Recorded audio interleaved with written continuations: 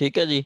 आगे कहता है जी आपके ऐसे कोई लॉ जो कि हमने पार्ट 3 और सब sub section sub article 3 class B में पढ़ा है। ठीक है कि ऐसे कोई लॉ जो कि 1973 से पहले बने थे आपके मतलब जो कि फंडामेंटल राइट के अगेंस्ट हैं, तो उनको with in 2 years from commencing day, तो उनको लॉ फंडामेंटल राइट्स के अगेंस्ट ले आएंगे। जैसे 1900 विद इन 2 years कब बनेंगे? 1973 से 1975 तक। ठीक है, 1973 से 1975 तक।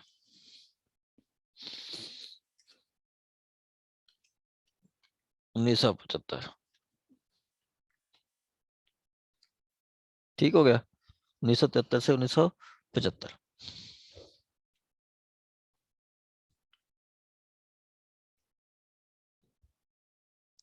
From the commencing day, appropriate legislation bring the law in conformity with fundamental rights।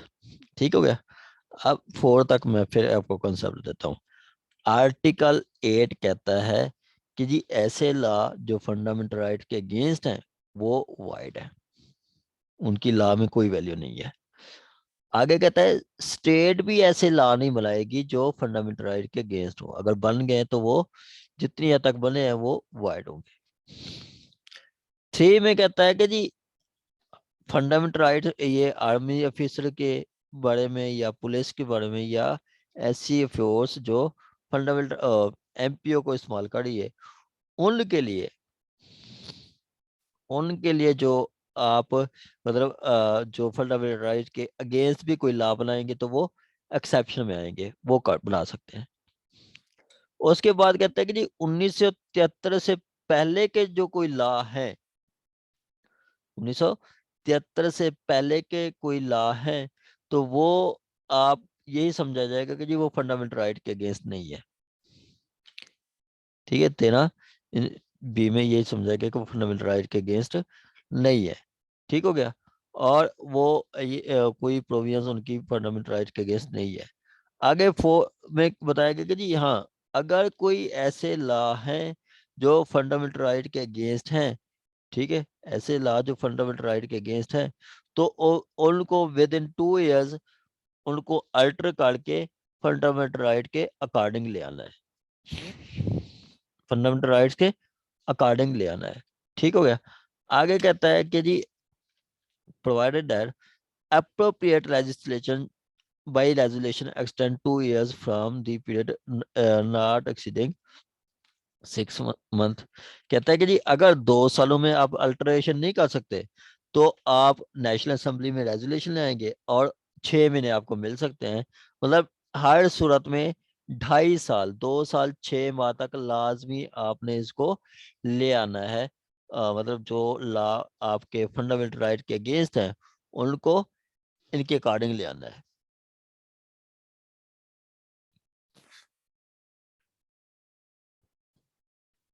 आगे कहता है आपका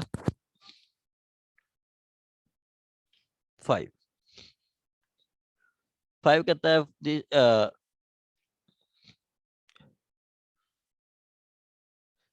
the rights conferred by this chapter shall not suspend except as expressly provided by constitution। ठीक है, अब देखें ये ऐसा नहीं है कि जी आप पीपीसी में अमेंडमेंट करें और कहें कि जी फ्रीडम ऑफ मूवमेंट नहीं है। किसी एक्ट में आप अमेंडमेंट करें और कहें कि जी फंडामेंटल राइट्स खत्म नहीं, वो खत्म हो गए नहीं। कहता है फंडामेंटल राइट्स को आपने सस्पेंड करना है तो आप इनको कॉन्स्टिट्यूशन को ही आप अमेंड करेंगे। ठीक है, किसको? कॉन्स्टिट्यूशन को ही आपको को ही आप अमेंड करेंगे तो फंडामेंटल राइट्स को की अमेंडमेंट में आपको वो मिलेगा।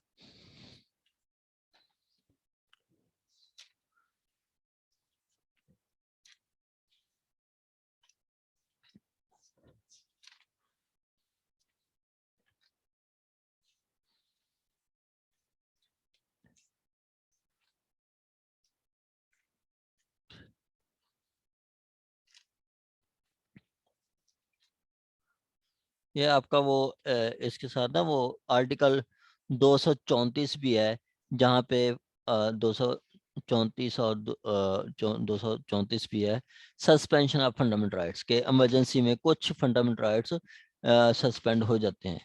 ठीक है, ये आपका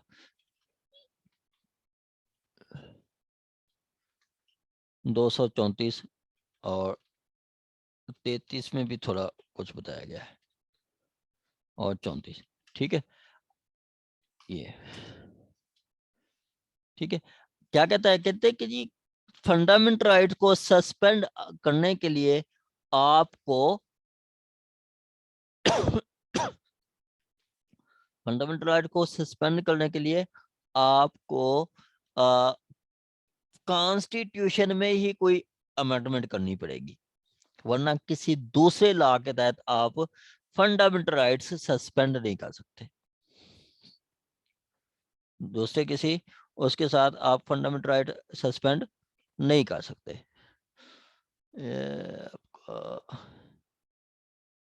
कॉन्स्टिट्यूशन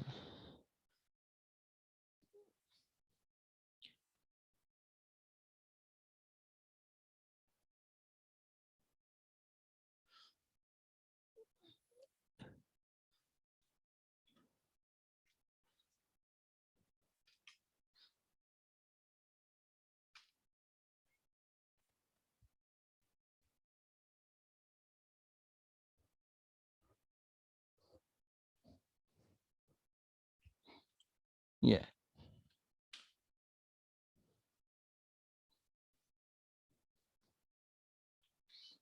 ये 233 आपका कहता है नथिंग कंटेन आर्टिकल 16, 15, 16, 17, 18, 19, 20। ठीक है, while proclamation of emergency restrict the state and define 7 but provision in said articles be competent to make, take and mail to the extent of incompetency cease to have effect and shall be deemed to be repealed at the time of proclamation of proclamation is revoked या cease to file।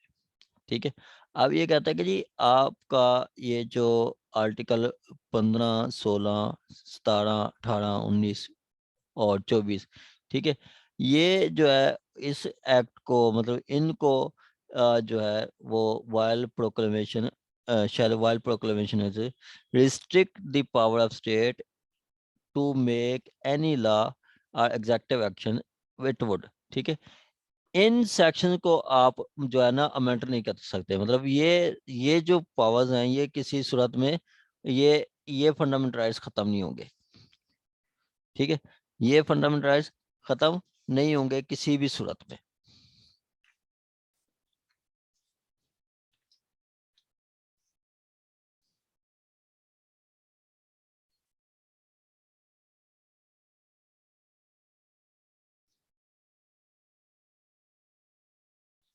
ठीक हो गया, बाकी जो है वो suspend कर सकती है, ये सस्पेंड नहीं होंगे। आगे कहता है ये आपका के राइट टू मतलब जो आपके फंडामेंटल राइट्स हैं shall not be suspend except expressly provided by constitution। Constitution के तहत आप फंडामेंटल राइट्स को सस्पेंड कर सकते हैं और कोई तरीका नहीं होगा। आगे कहता है जी आपका nothing no person shall be deprived of life and liberty save as accordance with law. ये आपका पहला है आर्टिकल कॉन्स्टिट्यूशन का फंडामेंटल राइट्स 9। क्या कहता है, कहता है आपका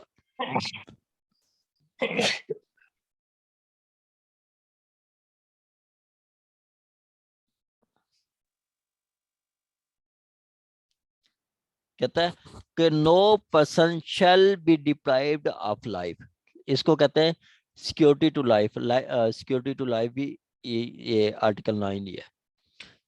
save in accordance with the law, save in accordance with the law कि कोई भी आपका जो मतलब किसी को आप जान से महरूम नहीं कर सकते। ठीक है, हाँ, जैसे मतलब डेथ सेंटेंस में आप उसको फांसी दे सकते हैं, ठीक है, लेकिन वे ऐसे तो किसी को नहीं फांसी दे सकते कि जी मिस्टर ए को ले आए और उसको फांसी दे दें, नहीं, ठीक है, या मिस्टर ए को कैद कर दें, नहीं, ऐसा नहीं है।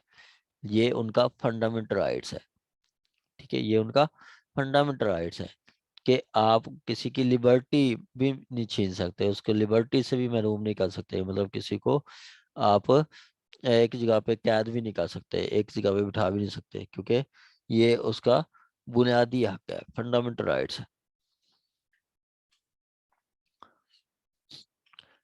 10 कहता है no person who is arrested shall be detained in custody without being informed as soon as may be of the grounds for such arrest, ठीक है, nor shall be denied to the right of consult and with the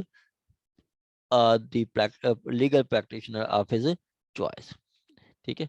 दो चीज बताता है, एक एक तो जब भी कोई पर्सन अरेस्ट होगा तो उसको इन्फॉर्म किया जाएगा कि जी आपको इस एफआईआर में अरेस्ट किया है, आपको इस लॉ के तहत अरेस्ट किया है, इस एफआईआर में और इस लॉ के तहत अरेस्ट किया है, ये आपने उनको बताना है, ठीक है। दूसरा, जब उसको अरेस्ट किया जाएगा तो उसके पास राइट होगा कि जी वो अपना वकील भी हायर कर सकता है, अपना वकील भी हायर कर सकता है, ठीक है। यहाँ पे आपका जो 80 सेक्शन है, 80 सीआरपीसी,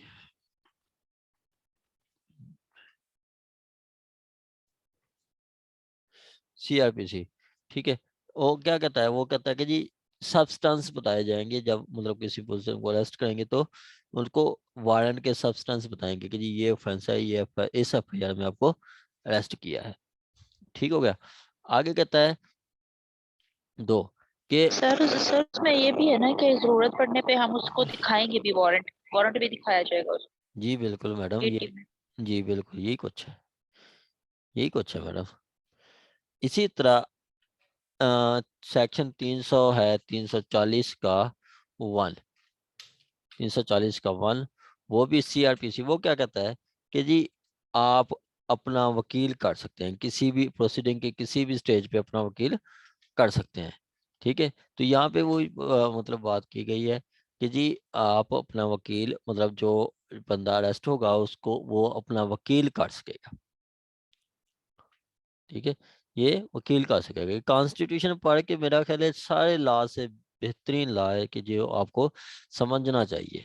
इनके इनकी बाइंडिंग होती है, बाकी लॉ भी इनको इनके अगेंस्ट नहीं जा सकते, कोई भी लॉ है, ठीक है, इनके अगेंस्ट नहीं जा सकता। आगे कहता है दो दो क्या कहता है every person who is arrested and detain in custody shall be produce before magistrate with in 24 hours and of such arrest and excluding the time necessary for the journey from the place of arrest from the place of arrest to magistrate, from the place of to nearest magistrate, ठीक है। And no such person shall be detain in custody beyond the said period without the order of magistrate, without the order of magistrate. आपको पता है कि जी आपकी ये Sunday वाले दिन भी अदालतें खुली होती हैं, है पता आपको कि संडे वाले दिन भी अदालतें लगती हैं? मैंने कई दफा संडे जी वाले सर, दिन, होता है। हाँ ड्यूटी मजिस्ट्रेट्स बैठे होते हैं। हाँ जी, ठीक है, संडे वाले दिन मैंने कई दफा बेल्स भी करवाई हैं, डिस्चार्ज भी करवाए हैं, ठीक है। क्या कि क्या लॉ है कि जी जिस पर्सन को अरेस्ट किया जाएगा उसको विद इन 24 आवर्स मजिस्ट्रेट के सामने पेश करना है, ठीक है, मजिस्ट्रेट के सामने पेश करना है। ये आपका सेक्शन 61 भी है सीआरपीसी का, कि वो यही कहता है कि जी आपने किसी पर्सन को अरेस्ट करना है तो विद इन 24 आवर्स मजिस्ट्रेट के पास पेश करना है। हाँ, उसमें से टाइम एक्सक्लूड कर देना है जो सफर पे टाइम लगेगा।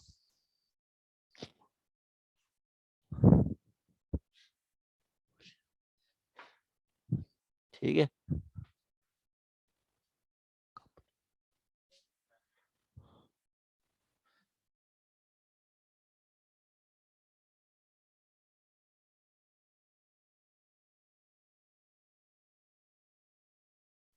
ठीक हो गया कि 24 घंटे अंदर उसको पेश करना है और आपका उसमें से टाइम निकाल देना है। आगे कहता है कि जी किसी भी सिचुएशन में and in no such person shall detain the custody beyond 24 hours without the order of magistrate, कि आपने 24 घंटे से ज्यादा टाइम लगाना है तो फिर आप वो लाजमी इजाजत लेंगे।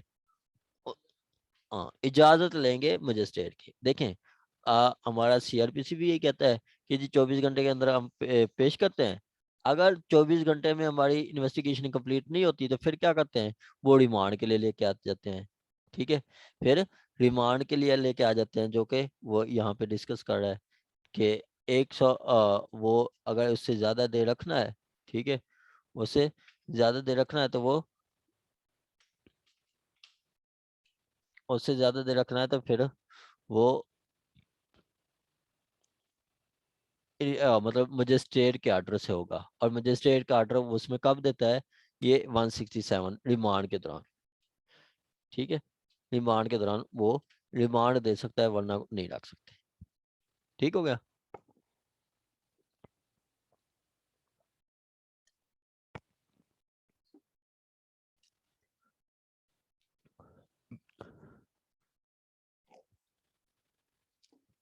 आगे कहता है जी आपका, सर यहाँ पर रिमांड देने का क्या मकसद है कि वो उसको मजिस्ट्रेट के सामने पेश करेगा? जी मैडम, जी देखिए मैडम कि जब एफआईआर होती है ना, आज एफआईआर हो गई है, सपोज मिस समन पे एफआईआर हुई है 380 की। ठीक हो गया, या कह लो कि फीमेल्स का तो चोरी में डिमांड होता ही नहीं है। मैडम समन पे एफआईआर हुई है 395 की डकैती की। ठीक हो गया मैडम, आपको अरेस्ट किया तो 24 घंटे के अंदर वो मजिस्ट्रेट के सामने आपको पेश करेंगे। ठीक हो गया। मजीद उनको इन्वेस्टिगेशन के लिए आप रिक्वायर हैं तो मजिस्ट्रेट से टाइम लेंगे कि जी हमें टाइम दें, इन्वेस्टिगेशन करनी है, रिकवरी पेंडिंग है, तो हमें इनको मतलब रिमांड दें। तो रिमांड का मतलब होगा कि जी वो दोबारा पुलिस को देंगे और आप अब पे इन्वेस्टिगेशन होगी। ठीक है, रिमांड होता है कि वापस देना। रिमांड दो मतलब या फिजिकल कस्टडी या जुडिशियल कस्टडी। फिजिकल है कि जी पुलिस को, और जुडिशियल है या फिर आपको जेल भेज देंगे। मतलब जैसे 24 घंटे के अंदर लेके आते हैं मैडम, आपने अगर 380 की चोरी की है तो डेफिनेटली आपको डिमांड नहीं होगा, आपको जुडिशियल कर देंगे, जेल भेज देंगे। अगर डकैती की है तो कोर्ट देखेगी कि जी हाँ इन्वेस्टिगेशन पेंडिंग है, कोई रिकवरी होनी है, तो फिर आपको जुडिशियल कर देगी और फिजिकल रिमांड दे देगी।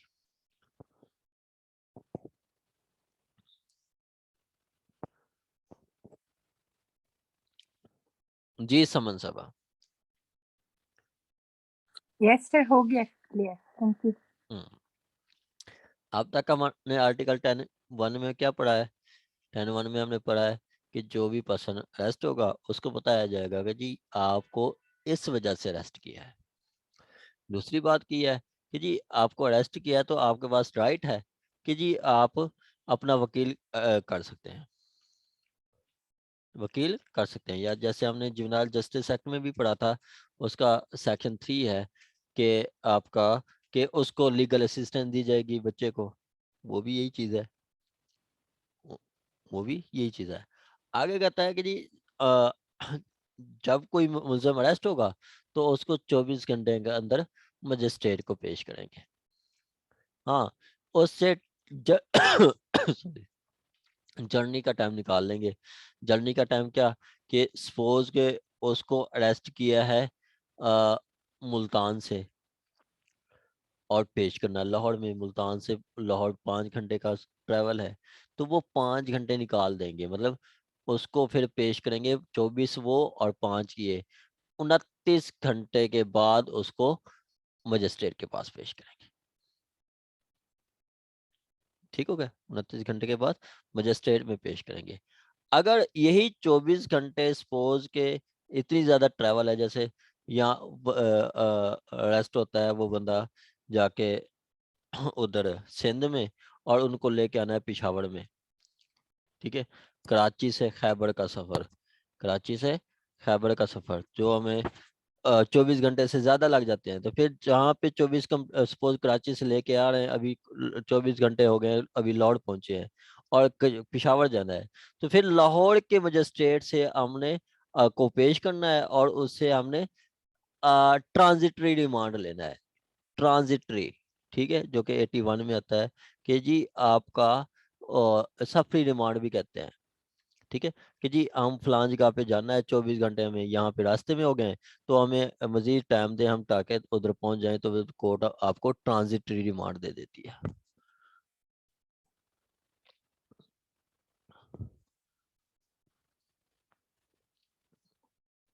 ठीक हो गया जी।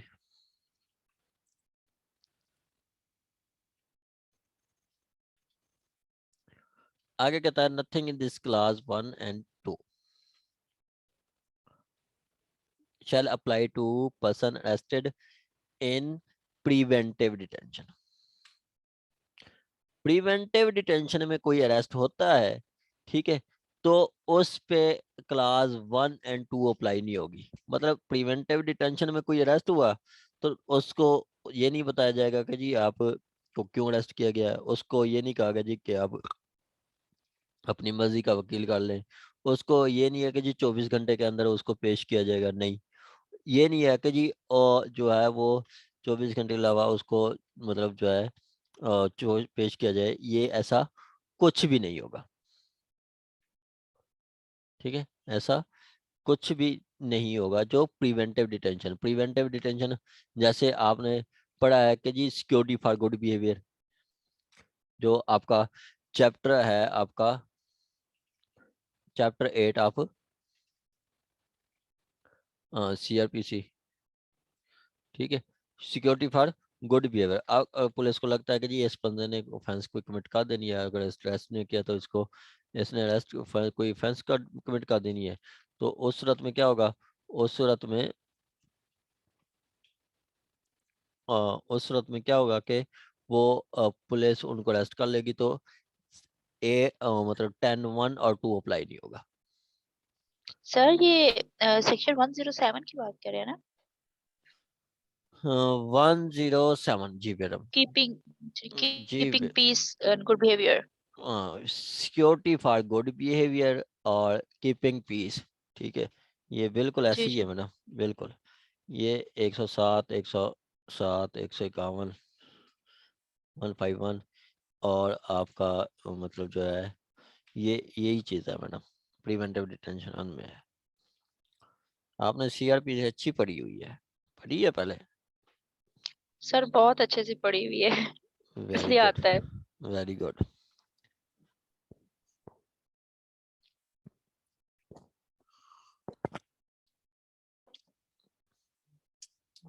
चलें जी,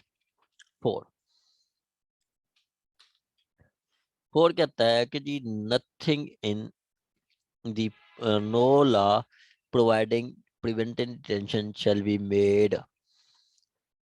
shall be made except with with a person acting in prejudicial to the integrity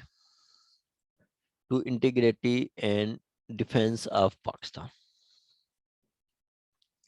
कहता है किसी भी पर्सन के लिए हम कोई प्रिवेंटिव डिटेंशन के लिए कोई लॉ नहीं बनाएंगे, ठीक है, प्रिवेंटिव डिटेंशन के लिए हम कोई ऐसा काम नहीं करेंगे। हाँ, लेकिन अगर कोई बंदा कोई पर्सन कोई ऐसा एक्ट कर रहा है जो कि पाकिस्तान की सिक्योरिटी के खिलाफ है, ये पाकिस्तान की डिफेंस के खिलाफ है, तो उसके लिए हम प्रिवेंटिव डिटेंशन का कोई लॉ बना सकते हैं, वरना कोई लॉ ऐसा नहीं है, कोई लॉ ऐसा नहीं होगा।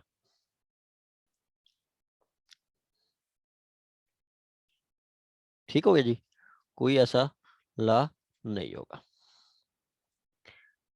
आगे कहता है अफेयर पब्लिक ऑर्डर के खिलाफ कोई बात कर रहा है, या public maintenance of public shall and and and no law shall authorize the detention of any of a period exceeding 3 months unless appropriate review board after being opportunity being heard shall review his case and report the execution of said period on the opinion sufficient for the detention, or if it continue the said period 3 months 3 months unless unless appreciate review board has reviewed his case and reported before the expiry of such period 3 months in opinion sufficient for the detention। ठीक हो गया। अब देखें 4 में कहा गया कि जी एक तो प्रिवेंटिव डिटेंशन के लिए कोई लॉ नहीं बनाएंगे। ठीक हो गया। हाँ, एक्सेप्शन है कि अगर बनाते भी हैं जहाँ पे मतलब हमें ज़रूरत होती है, जैसे डिफेंस, पाकिस्तान की डिफेंस के लिए या पाकिस्तान की सिक्योरिटी के लिए हम ऐसे लॉ बनाते हैं, तो आपकी जो प्रिवेंटिव डिटेंशन होगी किसी भी सिचुएशन में 3 माह से ज्यादा नहीं होगी। प्रिवेंटिव डिटेंशन कितनी होगी? 3 महीने से ज्यादा नहीं होगी।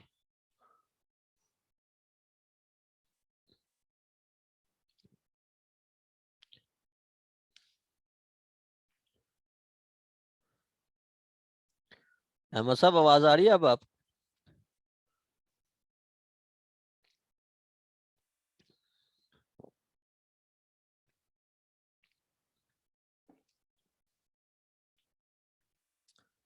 चलें, अब मेरा गला आ रही है सबको।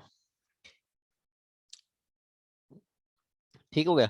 आगे कहता है प्रिवेंटिव डिटेंशन जो होगी वो किसी भी सूरत में 3 महीने से ज्यादा नहीं होगी। जैसे प्रिवेंटिव डिटेंशन आपका वो ये आपका इसमें 16 MPO भी है, 16 maintenance of public order MPO, जिसमें रिजवी साहब को या साद रिजवी साहब को अरेस्ट किया गया था या इनको किया गया है, ये प्रिवेंटिव डिटेंशन। अब लॉ के अकॉर्डिंग इनको 3 महीने से ज्यादा नहीं रख सकते। ठीक हो गया। 3 तो महीने जो से नजर बंद किया जाता है, जी जी मैडम बिल्कुल वही वही वही। ठीक है, 3 महीने से जी ठीक ज्यादा है सर। नहीं रखा जाता। ठीक हो गया। अगर 3 महीने से ज्यादा रखना है तो एक रिव्यू कमेटी बैठेगी, दोनों पार्टीज को सुनेगी, उन सुन के जो फैसला करेगी उनके अकॉर्डिंग होगा। ठीक हो गया। 4 में क्या था कि जी 3 महीने से ज्यादा नहीं रखा जाएगा किसी भी सिचुएशन में, और जो है दूसरी वो उनको सुनेगी, रिव्यू कमेटी उनको सुनेगी। आगे इसी तरह ये ATC में भी है कि जी आपको अगर आपकी तंजीम को टेररिस्ट का पर्सन को टेररिस्ट का देते हैं या कोई तंजीम को टेररिस्ट का देते हैं, तो उनके पास राइट होता है कि जी वो रिव्यू कमेटी में जाके अपनी रिव्यू फाइल कर सकते हैं।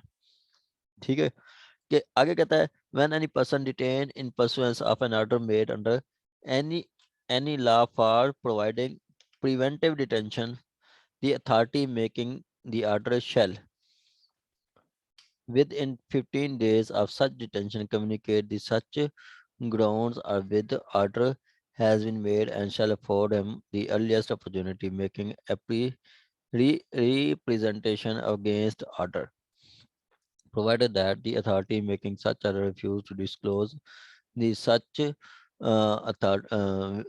facts which authority consider facts।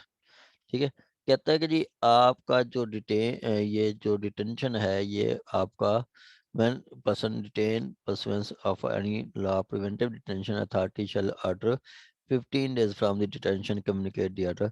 अब किसी को मतलब डिटेन किया जाता है तो उसको 15 दिन के अंदर उसको बताया जाएगा कि जी ये इन फैक्ट्स पे आपको डिटेन किया जाएगा। इन फैक्ट्स पे आपको डिटेन किया गया। जैसे रिजवी साहब को डिटेन किया गया तो उनको 15 दिन के अंदर बताया गया था कि जी इन फैक्ट्स पे आपको डिटेन किया गया है। ठीक हो गया। और उसकी फिर प्रोवाइजो बता रहा है कि जी हाँ कोई फैक्ट्स जरूरी हो कि जी ये बताना नहीं बताना चाहिए, क्योंकि इससे क्या होगा, इनसे पब्लिक इंटरेस्ट को डैमेज हो सकता है। ठीक है, पब्लिक इंटरेस्ट के अगेंस्ट हो सकता है, तो फिर जरूरी नहीं है कि वो ना बताए। जैसे रिजवी साहब को डिटेन किया गया है, तो वो कह सकते थे कि, मैं हमने मतलब आपके फलां पर्सन के साथ मतलब फलां मुल्क के साथ इन ताल्लुकात है या फलां फलां जो भी है, ऐसे कोई फैक्ट्स को उसी कमेटी को लगता है कि नहीं बताने चाहिए तो वो नहीं बताएगी।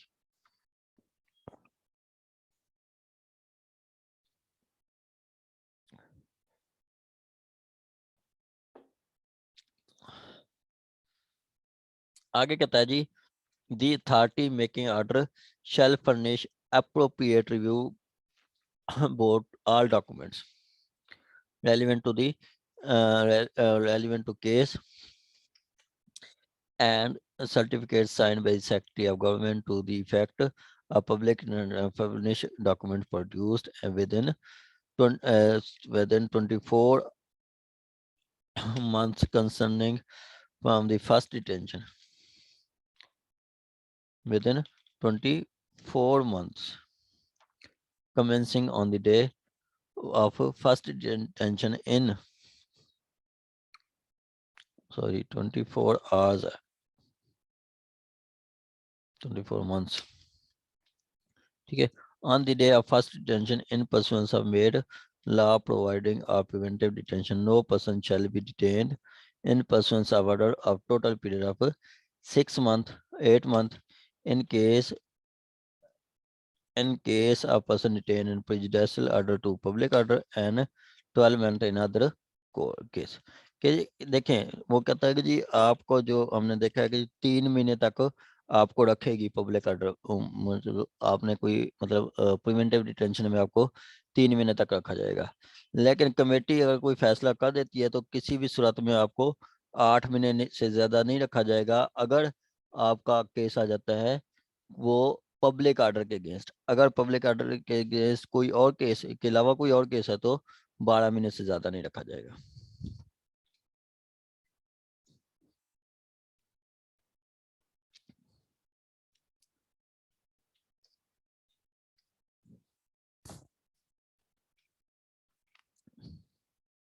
सर ये लास्ट वाला काइंडली दोबारा बता दी, 7 वाला।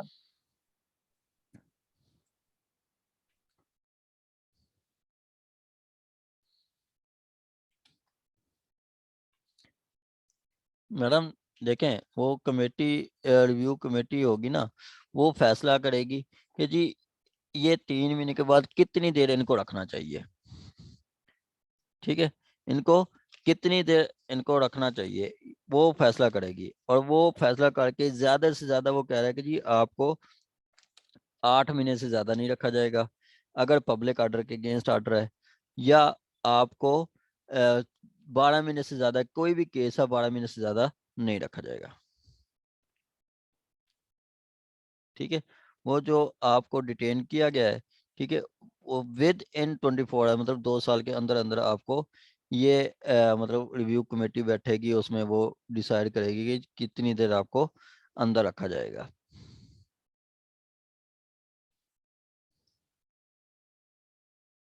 ठीक है, आगे वो कहता है आवाज मैडम कट रही है आपकी।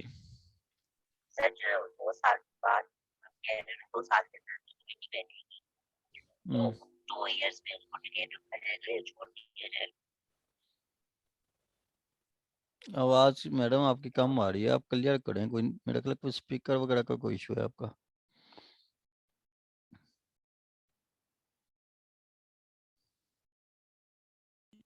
आ रही है आवाज? जी अब ठीक है। सर मैं कह रही हूँ कि जैसे आपने कहा ना कि कमेटी डिसाइड करेगी ना कि कितना अरसा उसको रखना है, तो 2 साल के अंदर अंदर जो 2 साल के अंदर अंदर जो है वो उसको करेंगे मतलब बैठेगी रिव्यू तो करेंगे 2 साल, हाँ। जी, तो 2 साल वो फिर जब तक वो कमेटी बैठेगी डिसाइड करेगी तब तक तो वो कहाँ जाएगा फिर? जरूरी नहीं है कि मैडम वो आपका मतलब अंदर ही रहे। जैसे मतलब नजरबंद रख सकते हैं। जैसे ये आपका केस चल रहा है वो ये जमात दावा के जो हैं हाफिज आप साहब जो हैं हाफिज सईद साहब, ठीक है। तो वो प्रॉपर डिसाइड करके ही कोर्ट मतलब रखेगी कमेटी, ठीक है। वक्ती तौर पर नजर बंद कर देंगे, उसके बाद डिसाइड करेंगे कि जी मतलब क्या इनको मजीद रखना है या नहीं। वैसे मैक्सिमम 3 महीने का ही बताया गया पीछे,